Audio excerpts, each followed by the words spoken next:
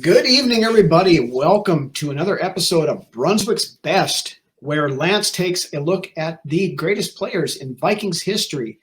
This week, highlighting the number 14. So, why don't you lay that list on us here, Lance, and tell us who you got? Sounds good. We actually got three pretty good players this week. It's not a Brunswick's mess this week, so that's good. Yeah.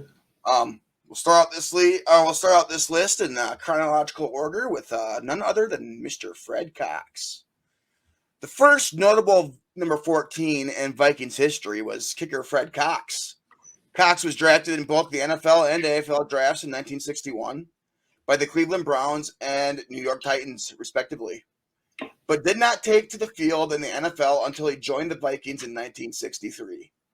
Cox played his entire career with the Vikings, a career that spanned 15 seasons. He was the kicker for all four of Minnesota's Super Bowl teams, and to this day remains the team's all-time leading scorer with 1,365 points.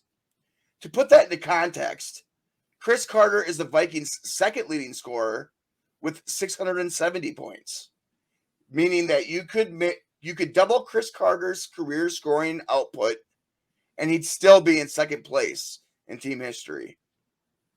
And on top of that, during his career with the Vikings, Fred Cox invented something that we've all had in our houses at some point in our lives: the Nerf football. Mm-hmm. Cox has said that he doesn't know how much he made off of the toy, but you can bet that it's probably a lot. Oh, yeah. And he had that unorthodox straight kick, I believe, right? Yeah, it was kind of a weird, he had kind of a weird follow through and everything on it, but it worked for him, so. Yeah, the last of a generation as far as that kicking style goes, anyways. Coming up next on the list in chronological order, after Cox retired following the 1977 season, the number took nearly 2 decades off before being picked up by a young, spry quarterback from Florida State named Brad Johnson. Drafted by the Vikings in the 9th round of the 1992 NFL Draft, despite starting just one game in his senior year for the Seminoles, Johnson was primarily a backup for the early portion of his Vikings career. He even played a developmental year for the London Monarchs of the World League of American Football in 1995. After that, he started 8 games in 1996 and was a team starter in 1997. He started the 1998 season as the team's top quarterback as well, but an ankle injury in week 2 put him on the bench and gave Randall Cunningham the opportunity to have one of the great Renaissance seasons of all time. The Vikings wound up trading Johnson to the Washington Redskins before the start of the 1999 season. And after that stop and a stint in Tampa Bay that saw him win a Super Bowl, he returned to Minnesota and got the starting job back after an injury to Dante Culpepper.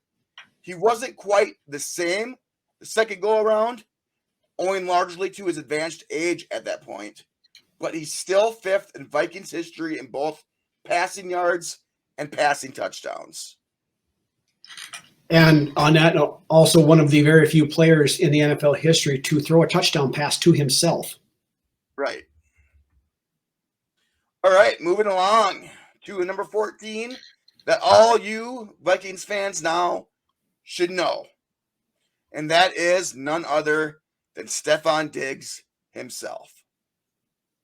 Diggs became a full-time starter for the Vikings midway through his rookie year, despite his late round draft status, 5th rounder to be exact. He became part of an effective receiving tandem alongside Adam Thielen, with his highlights including catching the Minneapolis Miracle pass, which you can see in our intro of our regular show, during the 2017-2018 NFL playoffs. The following offseason, Diggs received a 5-year extension, playing 2 more seasons in Minnesota before being traded to Buffalo in 2020.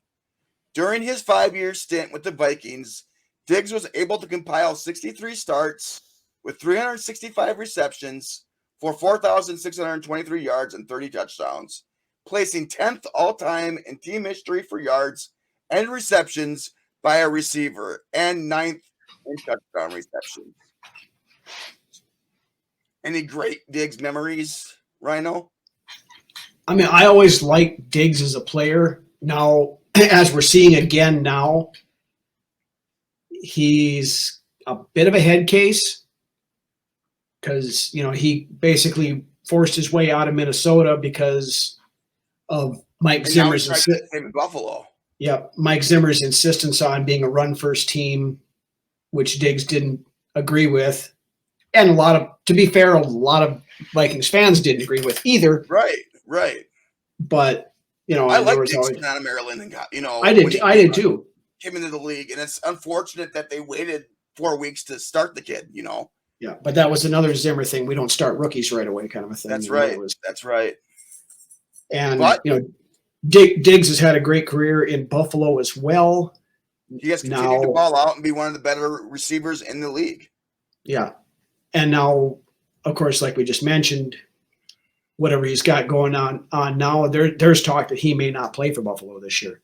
Right, exactly. It'll be interesting to see how that plays out. But for what he did with us, Diggs makes Brunswick's best this week. And with that being said, that rounds out my list. All right. Well, thank you guys again for watching. Hit that subscribe button if you haven't done so. Hit the like. Make sure that you do that. It helps us out a ton. Make sure that you check us out on all of our other shows. Of course, every Friday night at 6 p.m. our normal studio shows. Rhino's Rants at 7 p.m. on Mondays. And Brunswick's Best will be on again next Wednesday, where Lance takes a look at those who've worn number 15. So we should have another good show for you guys. Have a great rest of your week. We'll see you Friday. Smith and Evans. Evans on the move. 3rd and goal. Johnson pulls it down. Johnson trying to get in there. Johnson for the end zone. Touchdown.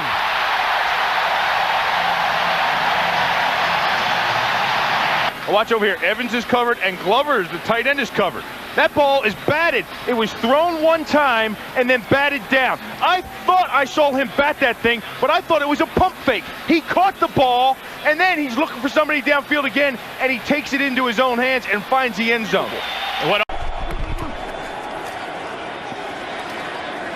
Wide open is Diggs. He leaps for it in the end zone. Touchdown, Vikings. Whew, he went by Mathis so fast right here, and it was a double move. And what a great catch. Spectacular catch.